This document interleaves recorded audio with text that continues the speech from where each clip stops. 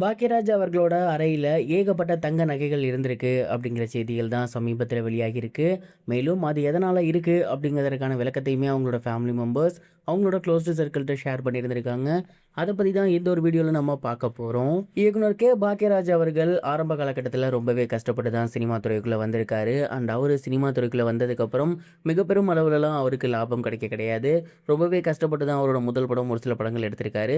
முந்தானை முடிச்சு படம் தான் அவருக்கு மிகப்பெரிய ஒரு பிரேக் த்ரூவா மாறி இருந்துச்சு. அந்த ஒரு படத்துக்கு அப்புறம் அவரு மேரேஜும் பண்ணியிருந்தாரு. நெறைய படங்கள் கமிட் ஆகியிருந்தாரு. நெறைய படங்கள் இயக்கியிருந்தாரு. அந்த ஒரு டைம்ல அவர் என்னதான் நெறைய சம்பாதிச்சிருந்தாலுமே, அவரு மிகப்பெரிய அளவுல தங்க நகை மீதுலாம் ஆசைப்பட மாட்டாராமா. அவரோட குழந்தைகளுக்கு வாங்கி கொடுக்கணும், அவரோட மனைவிக்கு வாங்கி கொடுக்கணும் அப்படிங்கிறது தான் அவரோட எண்ணமா இருந்திருக்கு. அப்ப அவங்களோட ஒய்ஃபான பூர்ணிமா அவர்கள் அவருக்கு ஏதாவது வாங்கணும் அப்படின்னு சொல்லி, அவருக்காக ஒரு சில தங்க நகைகள் வாங்கியிருக்காங்க. ஆனா, அத அணிஞ்சுக்கிறதுக்கு அவருக்கு மிகப்பெரிய அளவுல விருப்பம் கிடையாதாமா. ஒரே ஒரு மோதிரம் ஆர் அப்படின்னு சிம்பிள் போட்டிருக்கும். அந்த ஒரு மோதிரத்த மட்டும் தான் அணிஞ்சுக்க அவர் அதிகமா ஆசைப்பட்டுருக்காரே தவிர, அத தாண்டி தங்க செயினு, கைக்கு காப்பு இந்த மாரிலாம் அவர் என்னைக்கும் விருப்பப்பட்டதே கிடையாதாமா. இருந்தாலுமே எப்பலாம் அவர் ஷாப்பிங் போறாரோ, அவர் குடும்பத்துக்கு வாங்குவாரு. அப்பா பூர்ணிமா அவர்கள் அவருக்கு வாங்கி வச்சிருந்திருப்பாங்க. அப்படி அவருக்காக வாங்கி வச்சிருந்த தங்க நகைகள் எல்லாமே இப்ப அவருடைய அறையில இப்ப வரைக்குமே இருக்காமா. அவரோட அறையில இருக்கக்கூடிய தங்க நகைகள பார்த்து பூர்ணிமா அவர்கள் ரொம்பவே எமோஷனல் ஆகியிருக்காங்க. இது எல்லாமே உங்களுக்கு போட்டு பார்க்கணும்னு நாங்க ஆசையா வாங்கியிருந்தது. எங்களுக்கு போட்டு பார்த்து அழகு பார்க்கணும்னு நினைச்சிருக்கீங்களே தவிர, உங்களுக்கு ஏதாவது பண்ணணும் அப்படின்னு நீங்க கொஞ்சம் கூட நினைச்சதே கிடையாது. கடைசி வரைக்கும் இதெல்லாம் நீங்க போட்டு பார்க்கவே இல்ல. அப்படியே இருந்துருச்சே அப்படின்னு ரொம்பவே எமோஷனல் ஆகி அழுதுருந்திருக்காங்க.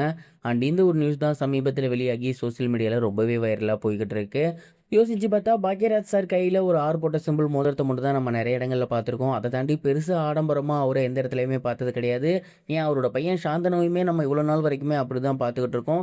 ஸோ பொதுவாவே அவருக்கு தங்க நகைகள் மேல ஈடுபாடு இல்ல அப்படிங்கிற மாரி தான் நான் நினைக்கிறேன். நீங்க இத பத்தி என்ன நினைக்கிறீங்க? மறக்காம கமெண்ட் பாக்ஸ்ல ஷேர் பண்ணுங்க. இது ஒரு புறம் இருக்க, ஆக்டர் சந்தீப் கிஷன் அவர்கள் ரீசெண்டா ஒரு இன்டர்வியூல தளபதி விஜய் அவர்களோட மகனான ஜேசன் சஞ்சய் அவர்கள பத்தி ஒரு சில விஷயங்கள் சொல்லியிருந்தாரு. குறிப்பா ஜேசன் சஞ்சய் அவர்கள் இந்த ஒரு படத்த ரொம்பவே அர்ப்பணிப்போட எடுத்திருந்தாரு. ஒவ்வொரு ஷாட்டுமே அவரு பார்த்து பார்த்து யூகிச்சு எடுத்திருந்தாரு.